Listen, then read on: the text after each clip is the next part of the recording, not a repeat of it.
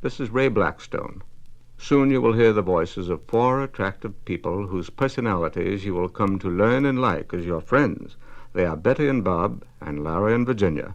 They are experts in colorful conversation. They are gay, witty, and also occasionally profound. Listen to what they have to say, but especially listen to how they say it. Also notice how they slide gently, so to speak, from one subject to another subject, frequently lacing their conversation with anecdotes, quotations, witticisms, and historical or other references. Have you listened to the first 2 records in this series? If you have, you will know that Bob and Larry are old friends. Bob is a writer, chiefly of plays and documentaries for television. Larry is a typical smooth advertising agency account executive, strictly Madison Avenue, cynical but human, worldly but generous. Bob falls in love easily and hard, and tonight he met Betty, a dainty, dark-haired little morsel who occupies a junior editorial post on a woman's magazine. It looks to me as if Bob is quite smitten with Betty, but he's not giving up his single status without a struggle. Larry, on the other hand, is somewhat older, but that hasn't kept him immune from the darts of the other young lady in the foursome, the experienced traveler and girl about town, Virginia. In her, Larry has met his equal. The web is spun for both of these boys, and colorful conversation led them all on and on. What a wonderful way to get to know nice people. Let us see how it all winds up. Here they come. They are talking about family and home life in America. You know, I come from a funny family. What do you mean, Larry? Well, Virginia, they're individualists. On one side is my Uncle Herbert. He's a bricklayer. But in his spare time, he makes 6-foot cathedral models out of toothpicks. He keeps them all in the front parlor. He's expressing himself. A toothpick architect. An artist. I suppose you're right, Betty. His wife is my Aunt Martha. She's the world's greatest cook, but she has her idiosyncrasies, too. What does she do when she is not in the kitchen? Well, she keeps a strange menagerie in the backyard. Not only the usual cats and dogs, but bees, a donkey, a little calf, a brace of pheasant, and a chameleon in an artificial jungle, in an old crate. What? No snakes? No, she spares us that. But I have other relatives scattered all over the family tree who do the oddest things and go to the strangest places. But say, Bob, you tell us about your family tree. Well, my tribe is a little on the literary side. From the age of 10 on, I remember meeting relatives who had written books. I was 10 before I met anybody who had not written a book. Books. Nobody reads anymore. The entire family just sits glued to the television set. Nobody talks, nobody thinks. We just sit and watch TV and dream. It's a pity. We dream too much about the wrong things, chiefly how to acquire the things TV pushes under our eyes. Transistor radios, pop-up toasters, convertible cars, electric golf carts, and a million other gadgets and whatnots. It's true. We Americans have an insatiable appetite for gadgets, all the way from electric can openers... Washing machines? And automatic blenders. Well, you must concede, even though grudgingly, that many so-called modern gadgets are tremendous labor savers. The sturdy washing machine helps to keep us girls young. And that's a worthy goal. Girls, your washing machine may be grand, but do we need a clock radio that not only obnoxiously injects itself with music into our subconscious in the morning to wake us up, but simultaneously insinuates itself into our blissful sleep with a tempting aroma of coffee perking to the beat of a cha-cha? I love sleep, but I also love hot coffee in the mornings. I'm trapped. If this is life in America today, I must flee to Tahiti. Oh, don't flee from us yet, Bob. A razor-keen young writer like you should just love to usher in a new day with chimes, cha-cha-cha, and coffee. I'll postpone my escape, but I still am convinced that the American family is the hit-and-run victim of advertising and high-pressure promotions which compel all of us to seek status by new acquisition. Everybody in America likes to keep up with the Joneses. You may be right, Larry, but I frequently have the utmost urge to chuck it all and take the next ship out. The pace is becoming too frenzied for me. Give me the good old days. Bob, my boy, if it's Tahiti your ship is bound for, you, my friend, are the susceptible victim of the fantasies you seek to run away from.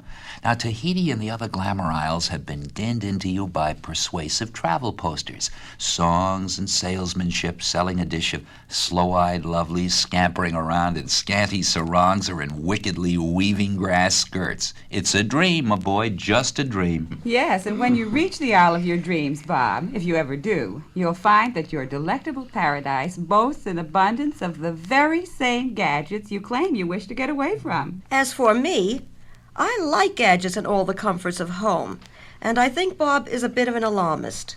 You can ransack the whole world and not find a better place than the good old USA. Hear, hear. Hooray! Agreed. Now, I don't think any one of us would really relish the life of an indolent beachcomber. Not for long, anyway.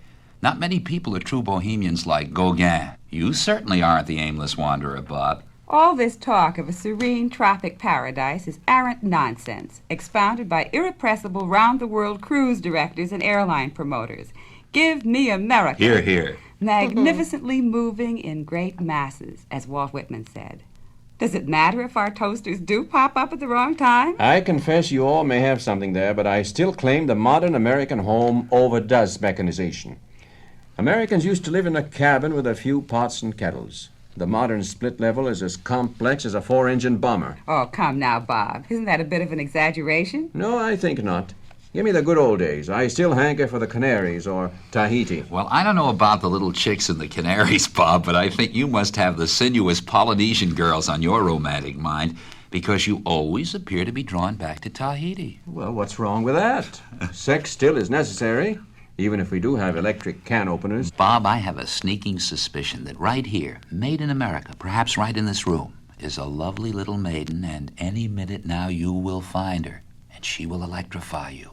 You will marry her and provide her with an electric can opener and an electric mixer, and you will live happily ever after in your electrified split-level castle. Very funny. The record spins on, and the web is spun finer, and the plot thickens as the conversation takes on a somewhat profounder tone. Here come the boys and girls now. Virginia is talking about schools and education today. The trouble with our schools is that they teach too little about life today and drill too much about the past without relating it to our present problems. And in many cases, they totally disregard the future. What do you think, Larry? I agree, Virginia. There's no enlargement of intellect unless there is a comparison of ideas, old and new, and a systematizing of them. We feel our minds to be growing and expanding when we not only learn the old, but refer what we have learned to what confronts us now, and to what may lie ahead for us in the future. In other words, Larry, ideas are the thing, not men. Ideas, forces, dynamic thinking, that's what counts. Provide the ideas and men will arise to carry the ideas forward. Right. When there are great ideas, there will be great leaders to execute the new concepts. Of course you're right, Larry. If it hadn't been Napoleon, William the Conqueror, or Julius Caesar, it would have been some other man in armor who would have changed history. I believe it's the body of forces behind the individual that propels the leader. The important man is the idea man. The leader is a mere image or symbol. Therefore, the job of our schools is to create more and better idea men. Yes, but not bright young men who will fashion advertising gimmicks or dress up store windows. What we need are real thinkers. There are a great many problems to be thought through, and we are not going to do it with interior decorators, disc jockeys, high-pressure automobile salesmen, sick humorists, or glib TV commentators. Of course, the world needs men with ideas, fresh, broad, deep, sound, but it also needs the hewers of wood and the drawers of water. Certainly, but the lower schools can take care of the hewers of wood. The colleges should devote more of their time to the others, the men who can later help shape our destinies. The trouble with colleges today is that they still have too many snap courses and extracurricular activities. But, Bob, seriously, would you abolish the sideshows of fraternities, campus newspapers, drama clubs, glee clubs, and football teams? No, I like to cheer a team on in a good contest as much as the next fellow. But the chief purpose of college is intellectual growth. What about developing character? That's also important. Now, character can be developed by good, purposeful study under inspired teachers. There's no point trying to make a fraternity boy out of an Einstein, a football hero out of a Darwin, or a campus queen out of a Madame Curie. I see no problem in uniting vigor of body with achievement of mind. But there is a good deal of difficulty in securing this achievement of mind where there are 1,000 distracting social influences, as there are on so many college and even high school campuses today. Somewhere I read this. The greatest nation is the one that can send the most men to the top of the Matterhorn. That seems to glorify muscles. I don't think the statement should be taken too seriously. I doubt whether Dr. Schweitzer could have reached the top of the Matterhorn as a young man, although he has endured the African jungle. Woodrow Wilson was a gay man, but he never would have tried it. No, what this country and this world of ours requires are leaders. Leaders in thought, not leaders of mountain climbing expeditions, not Olympic stars and not generals and not politicians, but leaders with ideas. Ideas always come first. If Julius Caesar had lived in Teddy Roosevelt's time, he would have been a trust buster with a big stick.